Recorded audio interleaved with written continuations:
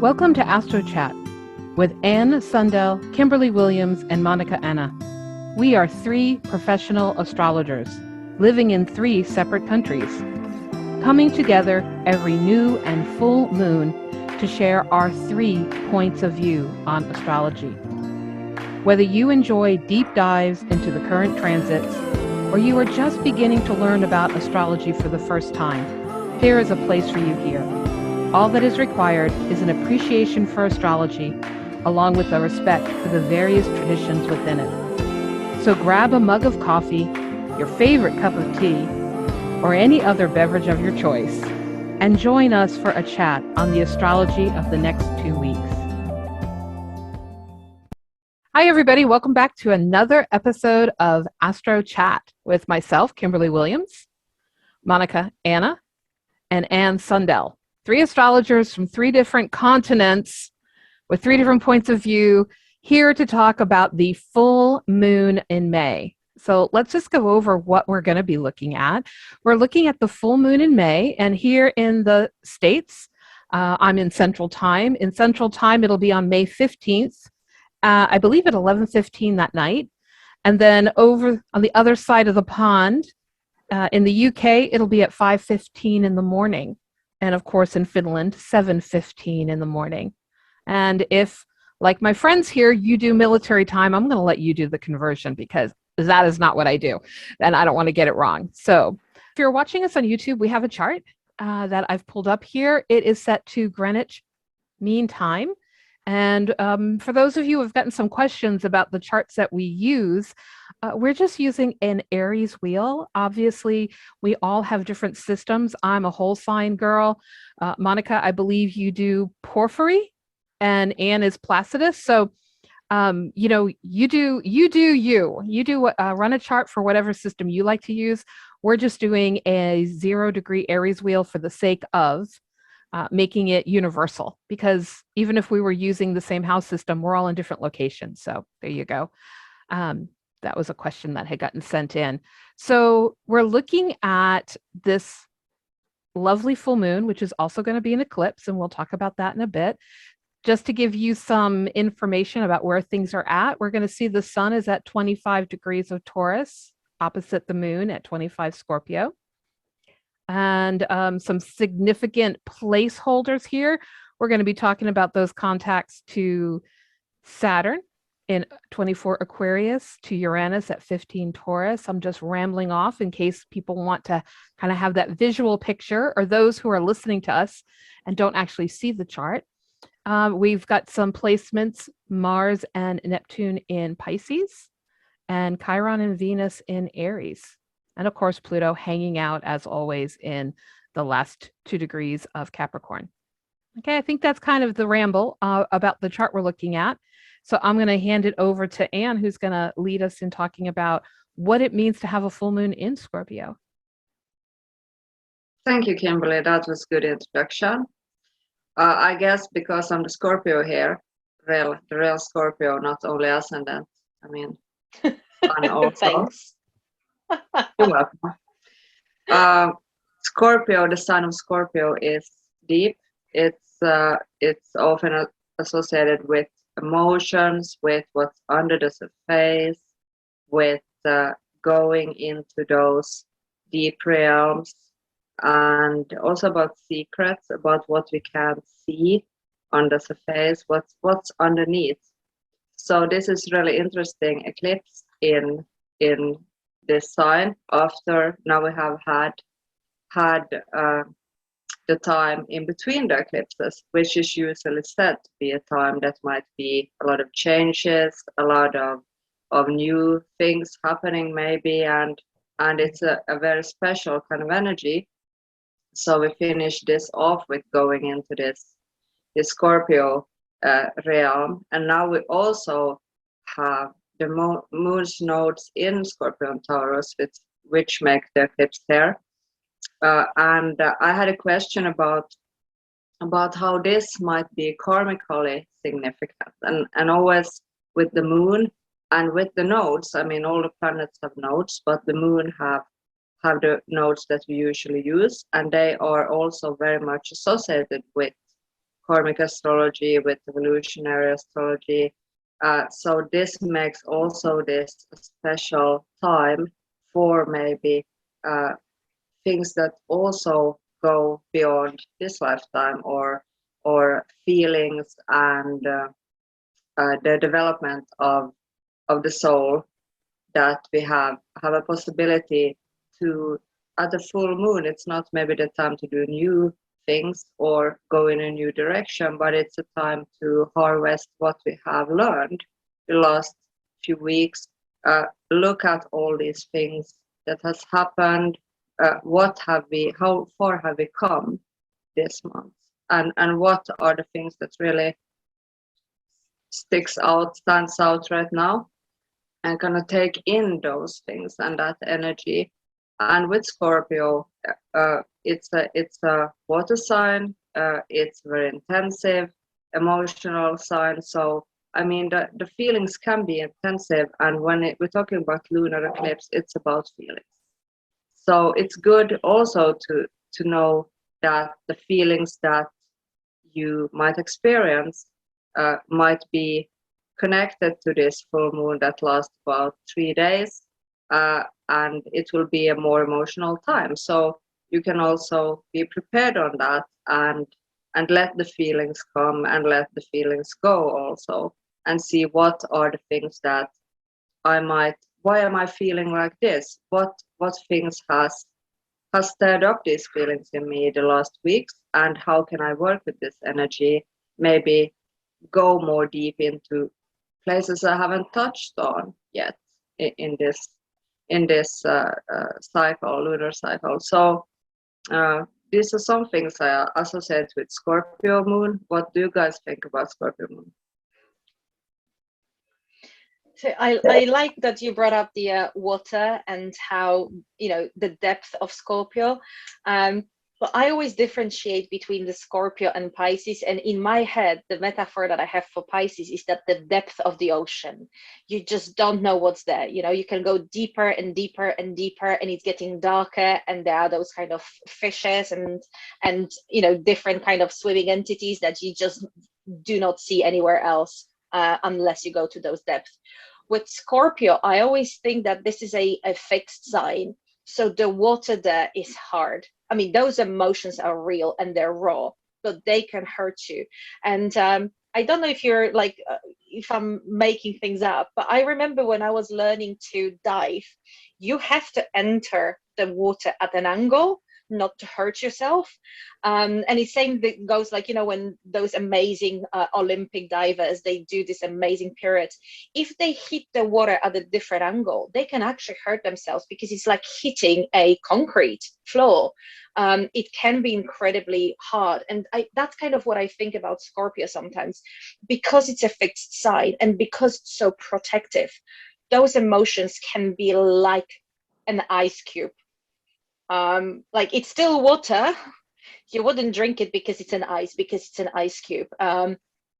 And with the full moon, all those emotions, like you said, and all those emotions are coming up to the surface. I always think about full moon as this culmination. So when you go up the mountain and you're on the top, the one thing that you want to do is just celebrate and have this gratitude and just look down on how far you've come and just celebrate that achievement. At the same time, you're on the top. There's nowhere else to go but down. And that's kind of the energy of the full moon as well. After the gratitude, and that kind of happiness and sharing of what you achieved, comes the kind of moment of, what do I need to let go? So this is the moment where, in the light of the full moon, as I always like to say, I can actually clearly see, what do I need to let go of? I've prepared, I've worked my way up, whether it's the mountain or whether it's my career path or whatever else. I achieved what I needed to achieve. I made some mistakes. I've gained the knowledge. What do I now need to let go of to prepare for the next adventure? And that kind of, it's a peak of the cycle. At the same time, it's the beginning of the waning cycle, of the waning half of the month. So it's the time where we're stripping down, when we're kind of celebrating with others, where we're sharing with others, and then when we're letting go of what's not needed in preparation for that new moon. So this full moon on May 16th, on our side of the pond, is definitely it brings up the depth. It brings up everything with Scorpio, everything that we like to keep hidden. In Scorpio, we hide things. Those are the kind of frozen emotions that I also associate with things like frozen trauma, shame, PTSD, and those are the big words, but it doesn't have to be as extreme as that. It's just those emotions that we they're frozen in time. Something happened 2 years ago to us. We haven't processed those emotions. They got frozen literally or metaphorically in us. And then 2 years later, something comes in, triggers that, and we feel the same pain, or we feel the same shame or the same uncomfortable around situation. And full moon can help us see those emotions. It can bring them up to the surface and can show us what do we need to let go of, or what do we need to learn, or work through. It can bring the hidden stuff that we don't necessarily want to see in the daylight. It's always interesting to see the news around the moon being in Scorpio, or significant transits going through Scorpio, because this is where we usually find out in the news on like a mundane level all the shady stuff that the governments or the business people do behind our backs, and they're not telling us, or they're telling one story and there's another story in the background. So those are the times where things like that coming up to the surface.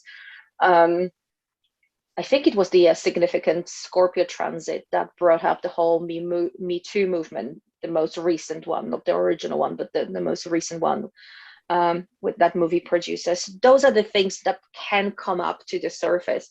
But again, like with anything in our body, things that come up to the surface, they just need to be released. They need to be looked at, healed, and released.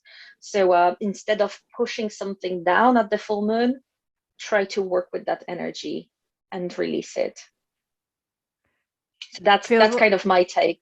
I feel like I'm going to repeat probably what both of y'all said to some degree, because I agree so much with what you're saying. For me, we've talked before about the full moon being both the culmination, 2 weeks of the moonlight growing, and now it's there, and we're stepping into the beginning of the waning cycle. And so it's that culmination and release both, right? We're standing at that point between both. And that feels so strong to me when the moon is in Scorpio each year, when we have that full moon in Scorpio, because what for me often is culminating, what has been growing during the last 2 weeks since our last new moon, which also was an eclipse moon.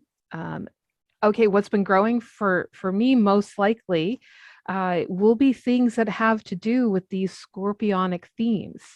What is it? What are the emotions that I have frozen that are below the surface? For me, Scorpio, Monika, you referenced the ice cubes, and I'm similar. For me, Scorpio is that iceberg. I see the tip, and so it's easy to fall into this illusion that I know what's there. But the reality is I don't know what's below the surface. I just know there is something below the surface, but how large and how deep and how strong and how fixed it is, and the resistance to bringing it up. So you had mentioned, that this could be very painful. Yeah, things suddenly crack open, I find, on the Scorpio full moon. And with it being an eclipse, I really think things will crack open. For me, it's like looking in a mirror. And okay, now what am I going to get to work on during the next 6 months? Because yes, there are things that need to come up and there are things that need to be healed and released. But chances are, with it being Scorpio, they're going to be too large for me to do that very quickly in one fell swoop. It may be something comes up and I recognize, oh, I need to do more healing on this. I need to find somebody I can talk to. I need to do some work on whatever this is that's coming up, because perhaps we've worked on the surface of some kind of pain or maybe fear. I find fear often is what is at the heart of a lot of the Scorpio resistance issues, right? That I'm afraid of blank. I'm afraid the sky will fall if blank will happen. It's more of a survival drive, even though we may know that that this is much more about emotion than reality. It might have been based in reality once upon a time, and now it's all intertwined.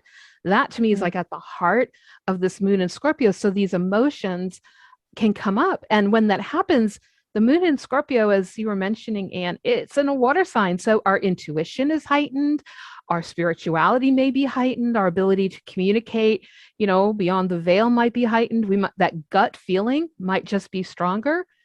And so if we start to mix that with fear, it can be really hard to discern, okay, what is it that I'm needing to heal? And what is it I'm afraid could happen? And what's really intuition and what's really fear? And there's that big mix, that churning that just can make us feel really uncomfortable. So I love this because I think it's the moment that the transformative process becomes clear of what I need to transform. And at the same time, all the ick that I'm going to have to transform, it comes up. So I find that they're, at least in my world, they've always been extremely impactful full moons. And when they wind up being an eclipse, also very significant. Yeah. Well, on top of that full moon, I'm going to drag us straight into the eclipse now. We have a lunar eclipse. So there was a question, I think, Kimberly, you brought into this catch up. What's the difference between solar and lunar eclipse? And it's very simple. In lunar eclipse is the moon that has the shadow going over its face, so we can't see. So the moon is literally eclipse. And with the sun is eclipse. It happens always at the same lunar phase. So the solar eclipse happens at the new moon phase, because that's when, from the Earth point of view, we look at the moon and we look at the sun, they're aligned, and the moon goes over the face of the sun, covering it and eclipsing it. And for the lunar eclipse, which is happening on May 16th, is where the Earth is between the moon and the sun. So we are, on Earth, we're in between that opposition, and the Earth will cast that shadow over the moon. I always think, regardless of which eclipse that is, I always think that it's interesting that something that is so natural and so needed for life, and we need both the sun light on Earth and the moonlight, because there are only certain oysters or certain flowers opening up only during the full moon. So we need that light on Earth. That light is taken away. It's kind of eaten by that dragon. So I always think it's very ominous time. And to say that the eclipses bring a crossroads, or they bring, significant changes in our lives, I don't think it's an overstatement. I think we've experienced that in our own lives. And especially if you have a significant planet in those signs in Taurus or Scorpio, you might be affected as well, because those eclipses will affect not only the signs but also your personal planet in your natal chart. So it will be interesting to see that. What's also interesting for me is where the eclipse happens. So whether it happens closer to the north node or whether it happens to the south node. And for me, the slight differentiation that I do is the north node usually brings something new, expands, and give us that that craving that we need to satisfy, that kind of like I want, where the south node eclipse, which is the May one, is usually letting go. I just need to release something, and something will be lost, or will walk away, or will change. Again, this is not a judgment call. Nothing is good or bad.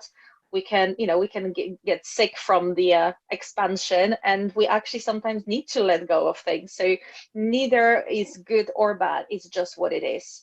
The north node that could sometimes bring new things in, new people, new opportunities, new situations, and gives us that kind of like, I want to go and expand and bring something else, and I have that hunger for something.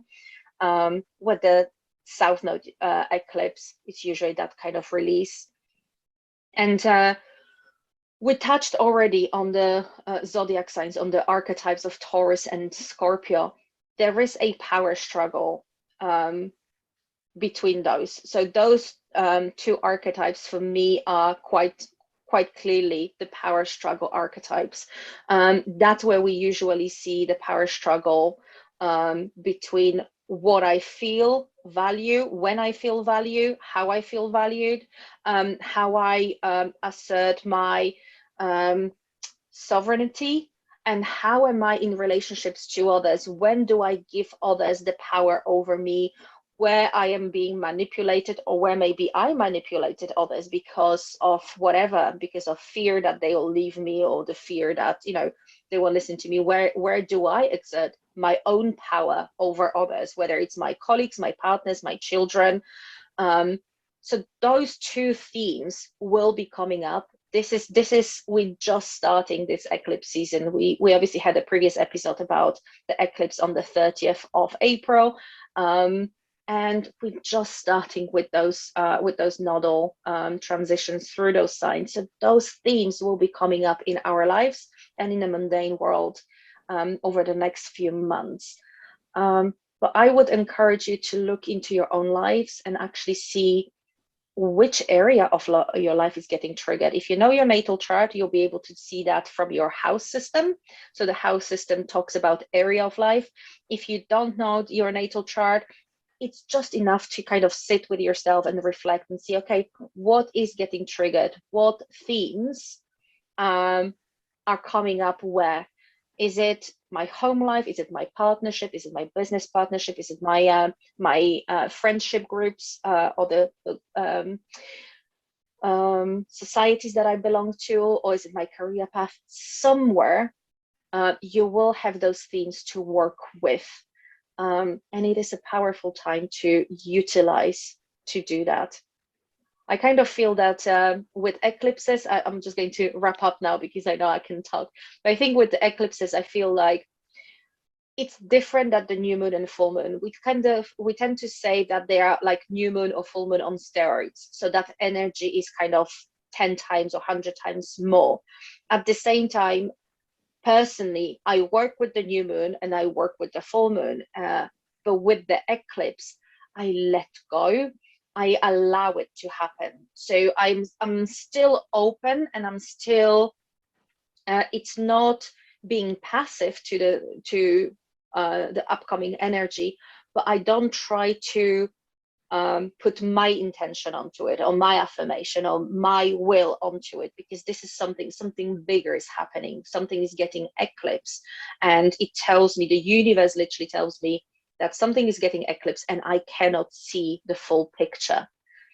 So for me, when I work with it, I kind of trying to work with those archetypes, but I allow them to arise, reflect on them, and see what I can do with them, rather than putting my energy forward. I don't know how you guys approach the eclipses, and whether or not is there anything that you would add to the differences between the solar and lunar, or the north node and south node. Go for it, Anne.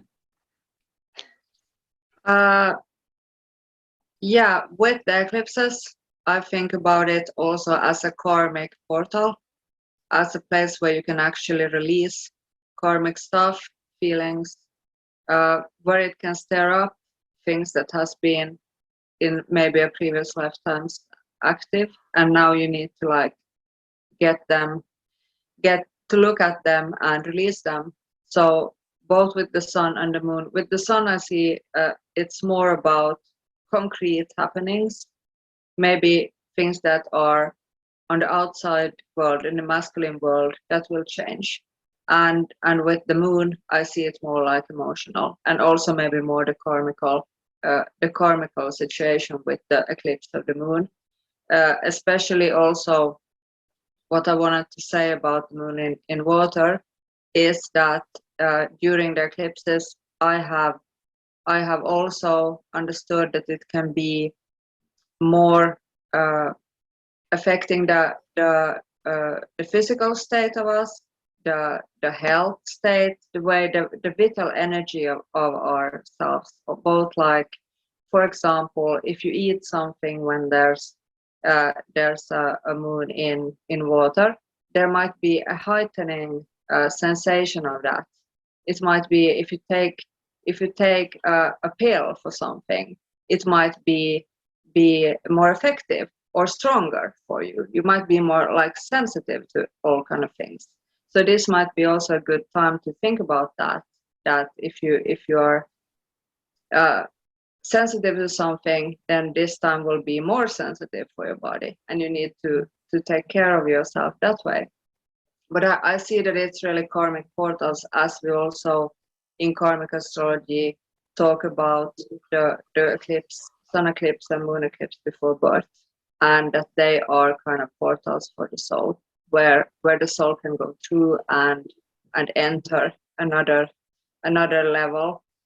Also about the emotions, it's not unusual, I think, that when it's a lunar eclipse, there might be some very strong emotional happenings in your life, or you might be affected emotionally. And many times also it might be from the feminine perspective, something that has to do with also sometimes females that give these reactions. When with the sun, it might be more about the male world.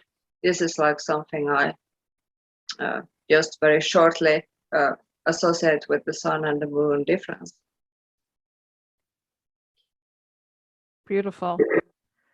For me, the eclipses are always times of transition. You know, it's like, if this is my life path, the nature of being a human being is that I'm periodically on it, and then I'm stepping off to learn something I need to get back on it, to go there. And for me, eclipses are those moments when I'm being redirected back towards that path in some way. I feel like the solar eclipse often is about the conscious realization of what I need to do or start or begin or take on. And the lunar eclipses are a lot more about bringing into my consciousness what I've been unconscious about, what I didn't see, what I didn't realize, maybe what I need to release or let go of. Because every change, every transition, every step forward requires that I let something go so that I can move forward. And every time I move forward, there's going to be another step that will require me to let that go. And so this is why it's very natural to find during eclipse time, the eclipse season, if you will, which we've talked before about. Everyone defines eclipse season in their own way. You know, it might be the week before the week after, the month before the month after, or the 6 months in between. However you want to define that energy, it's definitely more than just the day. But during this time that we're in, feeling these eclipses, for me, with that lunar eclipse energy, stuff is coming up. Deep buried things are coming to the surface for me to see them and recognize it's time to work on releasing and letting go. What I love the most about eclipses is the cycles within cycles within cycles. So we've mentioned last time that, you know, the Taurus Scorpio axis of eclipses, you know, it happened in 2012, 2013, 2014. Every 7 to 8 years, you get that repeat of a pair of signs and eclipses, but about every 19 years, you'll get it to the degree. And so the last time we had eclipse at 25 Scorpio was actually 24 degrees and like 58, 59 minutes, something like that. It was almost 25, was back in May of 2003. So I think if you think about what was going on in my world of May 2003, big picture going on in my world, or what was I learning about what was going on in my world, what was happening 2012, 13, 14, and what is that gut level of what's coming up now? What's happening, or what do I feel is about to happen? There's probably a parallel. And as Monika mentioned, you know, using your house system, go and see what house that Scorpio and Taurus are activating. And that can, I think, tell us a lot about what we're experiencing and what we're meant to learn from those experiences.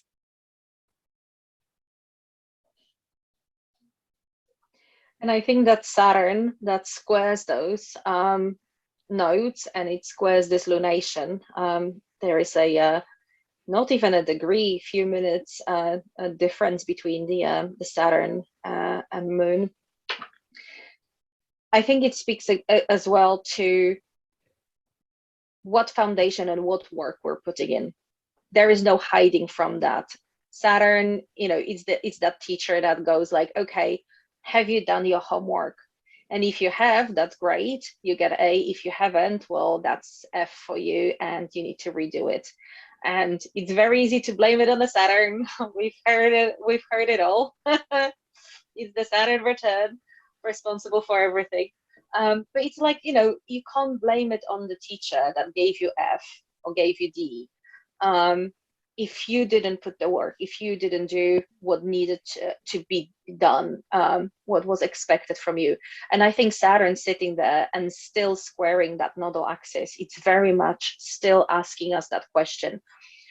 What work have you done? What foundations do you have that helps you balance that Taurus and that Scorpio energy? So what strength and what accountability and what responsibility do you have to feel secure, to express your emotions, even the deep ones? Have you built a strong foundation to be able to be vulnerable and feeling safe? And also, do you take accountability for the power, for your own power? And that in a both good and bad way. Like, do you manipulate others, but also do you give your power away because you're absolutely scared that you are a powerful being, that if you were to step into your own, you can, but you're absolutely scared of doing that. How many of us are scared of stepping into that light, whether it's at work and actually, saying, no, I know my stuff, I need to be recognized, whether it's in relationships, hey, respect me because I do this. Yes, Saturn is asking those questions. It's not going away anytime soon. So this is the second eclipse that we have this. And that question will persist. What responsibility and what foundations are you building to have the power back within you, to stop feeling powerless, to start feeling, valued and secure, and that your life is sustainable, both on metaphorical and on, physical material level as well. And obviously, sorry, I just need to throw it out there as well. Uranus still hanging around that north node and close to that sun. It's quite a wide conjunction to the sun, but it's still, it's still within that little stellium, Uranus, north node, and sun. It's still throwing a curveball. So we might think that, your path is kind of veered off, and then the eclipses will bring you back on your path, and then Uranus comes and like, bam, it's completely different path. You thought it was like bringing you to this path? Well, no, babe, like you have to, you know that it's completely different path, and now you are kind of on a completely different level. Now we're flying, so the Uranus will definitely bring something unexpected. I mean, we are recording this couple days before the first eclipse on the 30th, so we were talking about Uranus being close to that as well, and there were unexpected things happening for all three of us this week. So definitely that kind of expect unexpected energy is still there with that Uranian drive. Absolutely. And I think, if anyone's experiencing unexpected changes dramatically in their life, go back and listen to our podcast from the new moon eclipse on April 30th. And we talk in depth about the square to Saturn, the conjunction with Uranus. And yeah, I agree. All of that it's still in play and it still applies here. Yeah. All right. We have some ingresses to talk about. Do we have more to say about the eclipse? Everybody good if we move forward? Yeah. I think we probably have a lot more to say, but for the sake of the episode and for the sake of those who listen, yes, I think we need to bring some positivity. Yes. So let's talk about Jupiter. All right. The greater benefic. So Jupiter is moving into Aries, right, after her sojourn through Pisces energy. Just to give you some timeline info, right? She's actually going to ingress into Aries. I believe it's on May 10th. And then in the middle of the summer, On July 28th, we're going to see her retrograde. So she's only going to go from 0 to about 8 degrees, 43 minutes. Let's just round it up and call it 9. So from 0 to 9 degrees. And then she's going to retrograde back. During her retrograde back, she'll retrograde back into the tail end of Pisces. On October 28th, she'll retrograde back for just a bit. And it's not until Thanksgiving time. Well, here in the States, the United States Thanksgiving. I'm not sure. I think Canada and the US celebrated on different dates. You guys obviously wouldn't have it. Just occurred to me. So November 23rd, she'll go direct at 28 degrees Pisces. So if you have anything in your chart, any planets or points that are placed between 28 degrees of Pisces and let's say 9 degrees of Aries, expect them to be activated, and perhaps multiple times, as we have the retrograde direct happening. So this is kind of interesting to me. I think that the big push that we've had the last few months as Jupiter was wrapping up that transit through Pisces was, we've mentioned many, many times in this podcast, vision board, big picture, see the vision. If you dream it, but don't necessarily take action on it. You don't want to dream about building that table and then start building it and realize you don't have the supplies. Like, it's the time to envision the dream. Well, as Jupiter moves into Aries, for me, it's time to now take action. Now we can take the action. We're in a fire sign. We're in an action oriented. We're in a cardinal sign. It is time to roll up the sleeves and go. And so if there's something that just couldn't get off the ground, if there's something you've been chomping at the bit to do, if there's something it's like, I'm ready to start, but I don't know what, during the tail end of that transit in Pisces, Jupiter was conjunct Neptune. So a lot of people were saying to me, I know it's time for a change, but I don't know what needs to change. Or I know I need to leave this job, relationship, house, apartment, fill in the blank, but I don't know where I'm supposed to go. Like we had that sense that something had to shift, but it wasn't all clear yet. It was still confusing or nebulous or dreamy or foggy, right? Very Piscean words. Now, I think we're going to have some of that clarity. Now it's like, oh, this is where my compass is pointing, and this is where I need to go, and let's go for it, and let's run, and let's be brave, and let's just have excitement, and let's move. And I think we'll have a lot of support, because if Jupiter's in Aries, you can expect that in your world, you're going to find the support you need to make these things happen. The challenge for me with Jupiter is one thing. It's always this idea of the threat of excess. Jupiter doesn't know when to stop. And too much of a good thing can be a bad thing. Cake is lovely, but if I eat more than a slice and I eat the whole cake, yeah, there could be a diabetic issue that happens, right? Like, too much is not necessarily healthy either. We need to be able to regulate, to balance, and that's not Jupiter's strength. Jupiter says, let's go. Aries says, let's go now. So I think one of the challenges could be, if we didn't do the work the last year of really getting in touch with our dream, we might suddenly take action on something that isn't as fulfilling as we thought. We could wind up with that buyer's remorse. We could wind up, I acted a little too impetuously because we needed to do that work. So hopefully we've done that work. And if not, then during that little few months of retrograde, we'll have time to tweak and fine tune and go back to getting in touch with that dream.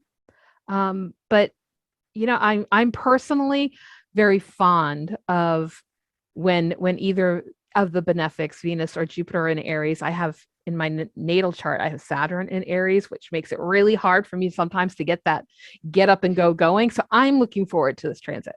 What do you two think about this lovely change and this new ingress into fiery Aries? Well, I think about Jupiter in a sign. Jupiter want to expand everything, want to make it bigger. So I think about all the best parts of this sign and all the less profound things of this sign and how it can expand them. With Jupiter in Aries, I think about really enthusiasm of doing everything. They very want to get going right now, fast, and it has to happen. But you can make a fire, but you don't want to make a big fire of it, let it out of control. So that's with Aries, and I mean it's really good with the going forward with the enthusiasm, but you have to have a direction with it too. So it's not just going forward to go forward. It's some kind of structure on it. Yeah, I think it might be a really different energy, and I think also that with more fire, like you said, Kimberly, we can proceed. We can proceed with the things we have felt a bit stuck with now. What do you, Monica, think? Well, I love that you brought the fire, because it's absolutely, sitting over around a lovely bonfire. It can be so warming, both for the body and for the soul, sharing stories and so on. But if that bonfire is turning into a wildfire, that's completely different story. And I think that's where Jupiter can take us. That's the possibility of just bringing so much fire with that Aries that it's just going to burn and scorch everything around. I mean, it's interesting combination, because Jupiter expands everything, and here we are in Aries, which is kind of the typical sign of I am, and this is me, and this is my ego. And here comes Jupiter. It's like, ooh, let's make it bigger. So I think we might have to check ourselves as well, and see if our ego is not taking over, because it's one thing to put an action and put that energy in, like Anne and Kimberly mentioned, those dreams that we dreamed when Jupiter was in Pisces, and those visions that we created. Now we have opportunity to have that enthusiasm and put that energy into taking steps and going for it, but maybe just being careful, so we're not going to build that little bonfire and then turn it into a wildfire and burn everything around us. That's my little positivity element. But I also wanted to say that with the bigger planets, it's easier to see the ingress. So whether it's Jupiter or Saturn or anything over, when the planet changes sign, and I love when it changes sign and then it retrogrades and then it goes back again, because it's like the little tease. It's like, oh, I'll show you what I can do in that sign, and then I'll go back and I'll check if you learned the previous lesson, and then I'll go in and work through it. And I love, because you get that little glimmer, get that little glimpse of what it could be for you. And I don't know what it is. It's kind of like a concentrated dose of what that transit will bring. So the last transit that was like this memorable one for me particularly was 2018, when the Uranus entered Taurus. It entered Taurus, it gave a little download, it gave a little preview, and I'm sitting with that taste in my mouth until now. But it was interesting. And I think with Jupiter, we might have the same thing. It will go into Aries, have a look which area of your life is getting triggered. Again, if you know your birth chart, it will be very easy, because you'll just open your chart, you see which house Jupiter is moving to or moving within. So you'll see that being activated. If not, just pay attention to your life. What is getting activated around the time of 10th of May, when Jupiter will move into Aries? What themes around the enthusiasm and going for it, and about expanding, where is that happening? Are you expanding because you're pregnant, so you're literally expanding because you're growing a beautiful new life? Are you expanding in your business? What's going on? And that little theme, I would encourage you to make a note of it. If your journal, put it in your journal, because the Jupiter will go back into Pisces, and then won't go into Aries until, I believe, 2023 again. But that theme that you have a little preview, it's like a movie trailer. That thing will then work itself out in 2023. So you will have opportunity to prep yourself a little bit, and see, okay, am I really happy with the trailer that I've seen? Or do I need to put something in place to make the best out of it? I like that analogy of a movie trailer. That is so true. So true. Yeah. And I think too, it's important to remember that, like Saturn, Jupiter is one of the social planets. It's about, what am I called to do in the world? What is my place in the world? And so I think to some degree, this may be saying, what am I, that Aries energy of I am? What am I meant to do now? What is my path? What do I need to bring forward? And not everybody has been isolated because of the last 2 years of COVID, but a significant majority of people, I would guess, have been. So this may feel a bit shocking, a bit of a change of energetic direction as opposed to pulling within, working from home.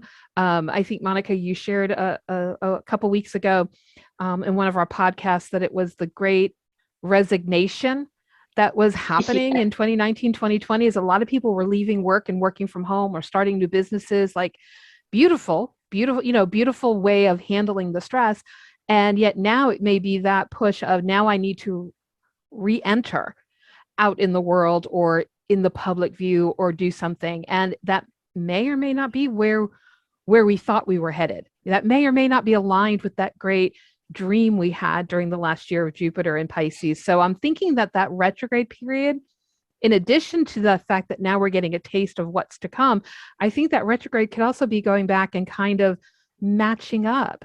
If this is what I'm being called to do, or I'm feeling the urge to go do, but this is what I was dreaming, okay, how do I blend those? How do I tweak it so that when next year rolls around, we're ready to take this Jupiter and Aries energy forward with like more steam as it hits that second decan of those signs. Yeah. And on top of that, sorry, Anne. Yeah, just go ahead. Yeah, I wanted to say, and on top of that, we have Mercury going retrograde in Gemini. So everything that we're talking about Mercury and the possibility of having two options or two choices, we were talking about it in the previous episode. Now Mercury will go and retrograde, and it's like, have you chose the right one? Let's have a look. If the path that you've chose, is it the right one? Whatever it is, you had two job offers, you accepted one. Are you regretting now that it wasn't the other one? You had two, partners that you were dating, and it's like decided to make something serious with one of them. Was it the right choice? So I do think that Mercury in Gemini can be playful and can also show us this kind of like, hey, you've made this choice, but what about this that you haven't? But it's also to kind of show us how we make those choices. And I think, again, combined with that Jupiter in Aries, have we made that choice because we wanted to expand and because we wanted to be it quick and it wasn't thought through? And Mercury will give us opportunity, I think, to kind of maybe reflect. So if we can balance both of those energies, very fiery and very airy, so there is not much groundedness there. But if we can balance those energies, okay, I want to move forward, I want to expand, but also I want to use that Mercury and reflect on what choices do I have, Gemini? What options are there for me? What paths are laid out? Do I have plan A and plan B? What's going on? I think that can be very productive time. I personally like Mercury retrograde, touch wood, because I know it can be tricky and it can be very disruptive. But I also think it's most of the time is disruptive for a reason. So when we, go ahead 100 miles an hour and something comes out and disrupt that kind of thing, we're annoyed because we had the plan, we wanted to go ahead, but actually it does it for us, not against us. So it doesn't Mercury doesn't do things to us, it does it for us. It's like, okay, turn around, have a look. Have you run so quick that you lost the backpack on the way? Have you run or drive so quick that your wheel came off? Like, have a look behind, because behind the past can teach you a lot. And it's interesting because, again, coming from a person who is mindfulness coach as well, and it's all about the now happens. And yes, we can't live in the past, or we can't worry about the future. We need to bring the awareness more into the present moment. At the same time, what astrology teaches us, if we have that reflection in a moment of what cycle am I in, that can help me move on. That can help me make a right decision in this moment.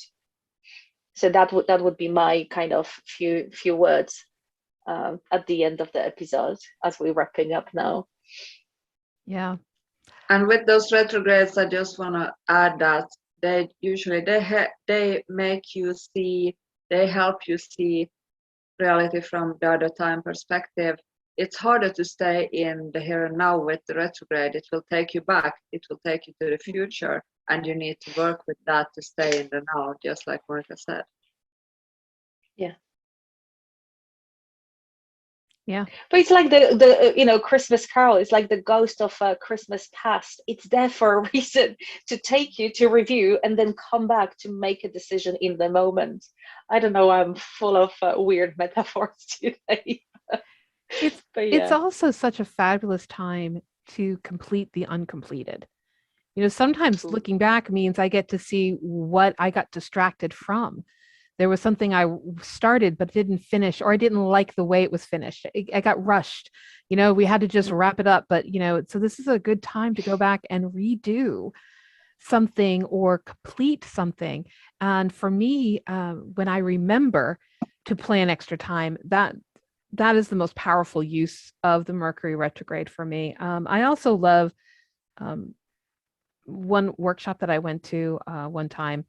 They were talking about the cycle of Mercury. And if you think about the ancient god Hermes and the ability to be, up in Mount Olympus and down in Hades and here on this world, and kind of this motion of direct and retrograde is kind of a big cycle. The Mercury retrograde was the time of the psychopomp. It was the time of Hermes guiding souls into the underworld and bringing the ones who want to be reborn back out, really paraphrasing it down. But it's a beautiful time for reflection. And in our busy Western world of go, go, go and adrenaline rush, often there's not time. So this is also a great time to just open up, to reflect, to open up spiritually, to just see what, sit out in nature or do some drumming or do whatever it is that helps us to just receive information, as opposed to constantly being in our linear mind thinking information. In Gemini, just reread your journal. Yeah.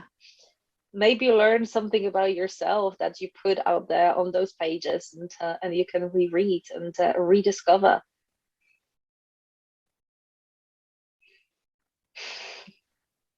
I'm guessing we're good to go to our tips for the next couple of weeks. We are. I'm going to jump in and start us off because it also ties in with one of the transits we didn't mention, and that is the fact that Mars is going to be conjunct Neptune at 23, 24 degrees of Pisces. Now, we talked about this a lot in our last episode when we were mentioning that, Mars had entered Pisces and Jupiter was still there. So if you're interested, go back and listen to that one for sure. We talked about it a lot. But the fact that Mars is going to be conjunct Neptune. Well, when Mars is in Pisces, I always feel like it's time to build a couch fortress. And that's not just a joke. That feels like reality to me. When Mars is in Pisces, it's so easy to lose energy, to start something and be so excited. And, 2 seconds later, all my physical energy got up and went. Lifting the cup of coffee can just feel very arduous at times. I find that my physical vitality fluctuates a lot when Mars is transiting through Pisces, and as it is going to be conjunct on Neptune, well, I really think the doors to our unconscious, subconscious, dreams, spirituality, fill in the blanks, all of those things are going to be wonderful. There's so much, if you want to go on a shamanic journey, this is the time to do it. However, if we're trying to live in the mundane world, wow, we've just talked about Jupiter's pushing us to do more. Mercury's going to be making it maybe a little chaotic. And now here's Mars saying, yeah, but I have the desire, but not the physical vitality drive. So for me, this is and it's happening on an eclipse. I really feel like this is a perfect time to take a moment to recharge. The following month from this eclipse forward, I think there's a lot to do. There's a lot of busyness. There's a lot that's happening. This might be a good moment to just stop and recharge that body. go get a massage, go to a salt cave, go spend half a day in nature, take a picnic, go stargaze, do something that allows you to just be. As somebody once told me, be a human being instead of a human doing, and recharge so that we have the energy for the doing that has to follow. That's my tip that I'm throwing out there. How about y'all? Lovely. I'll go back to what I was saying earlier about Jupiter. I think I like those previews. I like those trailers. I suggest when Jupiter will move into Aries on the 10th, I suggest make a note of the themes that are coming up, especially in the first couple weeks of this transit, because they will be repeated in that big, movie that will come later next year. So it will be interesting even for yourself to see, is it working? Is it not working? What themes were coming up? Can I prepare? And is astrology actually working? You can test it and you can experience it for yourself. I like those little experiments. I think they're quite cool. I would go to that Scorpio moon and think about the emotions and watch, analyze yourself a bit with that. You have a retrograde Mercury in Gemini to use. So the emotions you get, you can either write them down, but not act on them, but just take a look at them and think about where do they come from? Which ones do I recognize? Which ones don't I recognize? And just maybe write them down and look at that writing after the full moon has passed. Cool. Fabulous ideas, all three of them, just awesome. I'm really looking forward to hearing how eclipse season manifests for both of y'all and for our viewers out there. Really appreciate the people who've taken the time to send us some comments, either on our YouTube page or by email at astrochatpodcast@gmail.com. And look forward to hearing your feedback and comments and knowing how the eclipses are, both the one we had 2 weeks ago and then this one here. How are they manifesting in your world? Until the next time then. Bye. Bye.